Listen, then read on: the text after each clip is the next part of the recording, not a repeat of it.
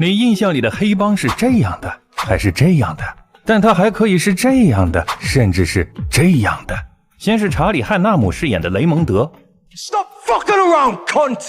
再是马修·麦康纳饰演的米基·皮尔逊。Lion's hungry, he eats。今天郭说就让这两个角色用独白的方式告诉你什么叫黑帮绅士。My name is Raymond, and I believe in resolving things with courtesy. Could I step inside for a moment, please? No, fuck off. Now, when courtesy fails, we get straight to the point. Truth be told, I hate coming to these filthy and stinking places. And to appease those hypocritical politicians, I need to handle matters they can't touch, like retrieving their wayward daughters. These brats actually tried to stop me from taking the girl. Little did they know who they were dealing with. I know who your parents are. And I know you'll suck a cock for a £5 bag. Now sit. The way I subdued them resembled training dogs. Though in my eyes, they're not even worthy of being canines. Don't go, please, wait. I despise the dicks more than anything. Yet these punks dared lay hands on me. Touch me again, I'll cut your fucking arm off. At that moment, another little punk actually dared to step forward during the scuffle. He accidentally took a fatal plunge. When I went downstairs, I found some clueless youths filming the scene with their phones. We're gonna need those phones. At my glare, they scattered like cockroaches. Fucking clean that up! Nego turned to taunt me, apparently thinking this was his turf. I politely clarified my peaceful intentions. Easy, lads.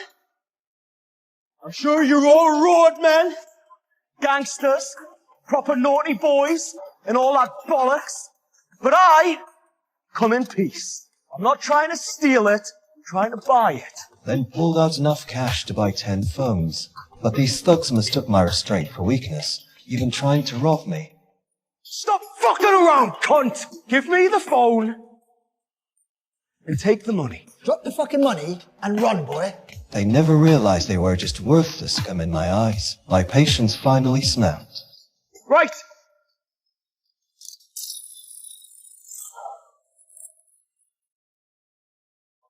Now, put the phone on the ground. I tried reasoning with you first, but you overstepped. Now I'm the reason. This is the fundamental difference between street punks and real gangsters. Herds are for sheep. Beasts hunt alone. Yet even a predator like me answers to Mickey the Lion. Yes, Raymond works for me. Since school days, I've sold cannabis to rich kids from elite families. Through cold calculation and ruthless efficiency, I built my empire. Now I have wealth, power, and a glamorous socialite wife, who means more to me than life itself. But during a call with her today, an intruder appeared at her office. Who's there? As I frantically demanded answers, an assassin crept up behind me. You think I died? Yeah. Harley Raymond intervened just in time. Yet who dare target me? It traces back to my deal with a Jewish tycoon to sell all my plantations for £400 million. I warned him. Their value would skyrocket to £200 billion, once legalized in a decade.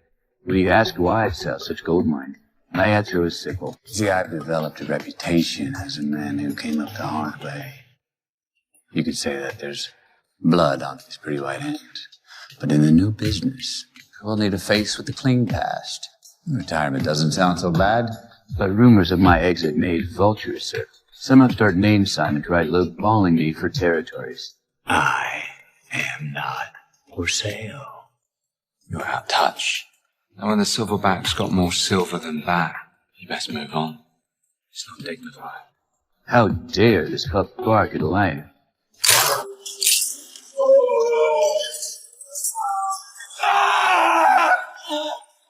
Hurts, does it? Where the fuck do you think you're going? There's only one rule in this fucking jungle.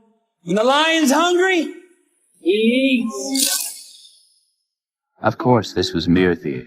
The Arab butchers are. When new fleas jump on an old lion, a dignified get lost suffices. Yet that very night, raiders stripped one of my plantations bare. Simon's work, no doubt, even when a lion sheds its fangs and mellows its ferocity. Never forget this truth. There remains a lion. Those who provoke it shall reap the consequences. I went straight to Lord Zun, Simon's boss. Despite his T-ball, I was at it. The Lord initially thought he could negotiate with me as an equal, until the next moment, when he doubled over in violent rage. You're starting a war with me, George. What the fuck were you thinking? Should you try and undermine me, or should you attempt to threaten my position again, I will be forced to accept your call to arms. Do you understand? As I turned to leave, I said to him, If I can get to you in your own kitchen, I can get to you anywhere. This was but a taste of my warning, but I underestimated Simon's ambition. Simon defied his boss's authority outright. Yeah, I did. Now let me warn you the way you warned me. There comes a point where the young succeed the old. Don't push me.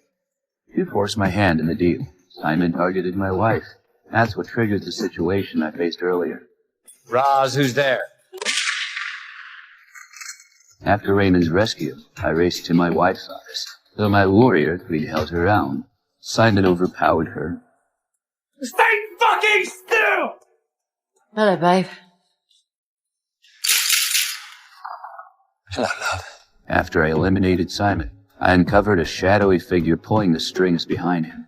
None other than the tycoon I'd been dealing with face. The tycoon who conspired to devalue my assets through these raids. I laid the tycoon to the warehouse, while the oblivious businessman, still unaware his conspiracy had been exposed, continued haggling over terms using the plantation incident as leverage. Without uttering a word, I revealed Simon's remains to the tycoon. The businessman defiantly claimed he had no connection to Simon, but when I played the surveillance footage of their encrypted negotiations, his composure shattered. As stated, I am not emotional about the money.